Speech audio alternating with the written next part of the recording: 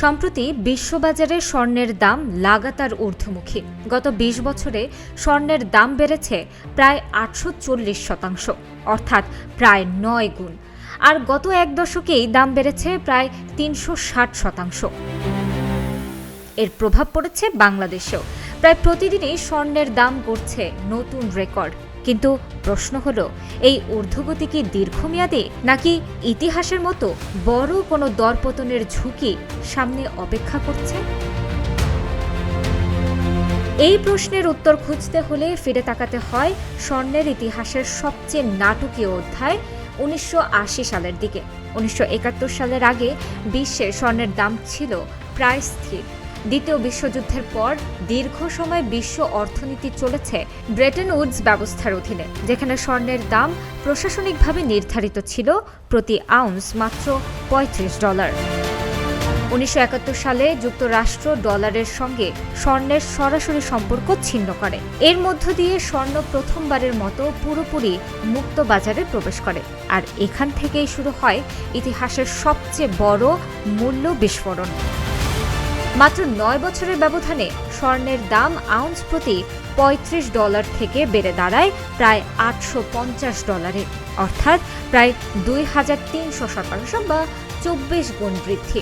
আধুনিক আর্থিক ইতিহাসে এত অল্প সময়ে এমন অস্বাভাবিক বৃদ্ধি আর কোনো বড় সম্পদের ক্ষেত্রে দেখা যায়নি।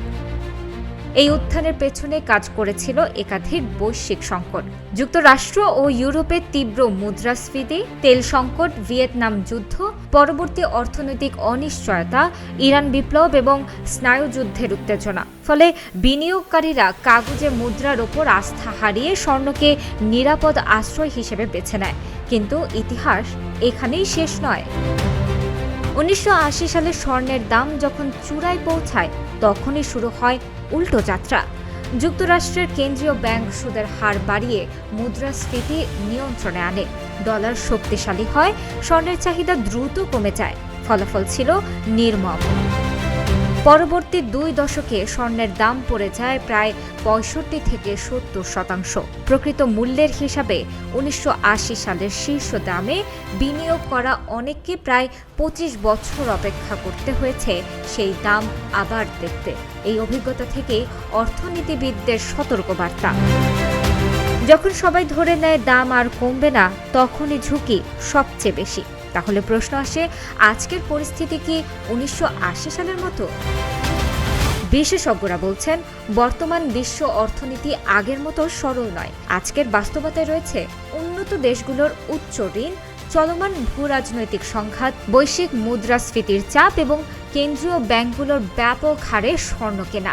এছাড়া এটিএফ, ডেরিভেটিভ ও ডিজিটাল ট্রেডিং এর কারণে স্বর্ণে বিনিয়োগের ধরনও বদলে গেছে।